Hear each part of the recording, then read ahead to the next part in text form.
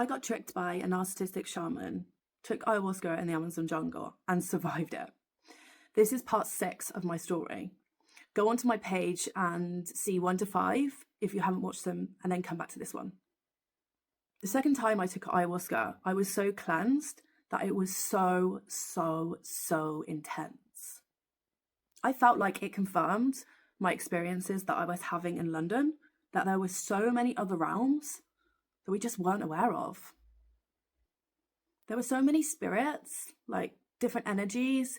They didn't look human at all. They were like really bright colors and kind of like aliens, I guess, but not really like, the pictures that you see of aliens. They were just different beings.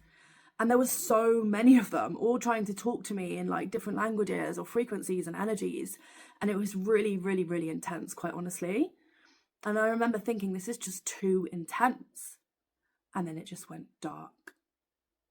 And I couldn't see anything anymore. Just darkness. And then I had a vision. But this was in my realm. And it was frightening. It was from when I was a child. And then it was the end of the ceremony. And I was just left, abandoned in this dark energy. No support, no healing, no holding. And then straight back into isolation, on my own, not allowed to talk to anyone, no integration. The hallucinations didn't stop there. They went on for hours afterwards. And I remember being visited by Princess Diana. I remember it so vividly because she was in a wheelchair. And I asked her, "Why are you in a wheelchair, Princess Diana?" And she said to me, "Well, remember, I was in a car accident." I became convinced that the hallucination in ceremony was real. It was taking me into a really, really dark place. And I felt a lot of dark energy around me. I spent days and days in isolation, just looping. In my mind, I was just going over and over this memory. I was in a really dark place. It was really scary. And I remember starting to hear voices, like, no one cares about you. Like, just hang yourself. And I even saw visions of me hanging. She was such a blessing. I will never, ever forget what she did for me in that moment of need. She really was an angel. So, what Dave did to me left me in a hut, unprepared, no tobacco, open to dark entities. But for some reason, I was putting this guy on a pedestal. And after the 7 days of isolation, he basically was really dismissive towards me when I was trying to unpick and understand what the hell had happened to me. I decided it was all getting too much and I had to seek help. Even though I wasn't allowed to leave isolation, I had to get help. I couldn't do this anymore. So I left the hut. And luckily, I bumped into one of the trainee shamans, and she was an absolute angel. She guided me back to the hut, and because I wasn't allowed to talk to anyone, I wrote down on a piece of paper what was happening.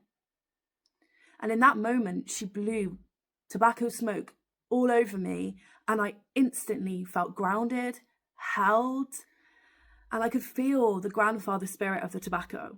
It was really, really dismissive of me, and basically said no one leaves isolation. Like, this basically doesn't count towards doing shamanic training. I decided that I needed to get out of here. This was not a safe place for me to be. I no longer believed the memory that I had from childhood. Did ayahuasca heal my trauma and my relationship with men? No. But would I go back and erase this experience?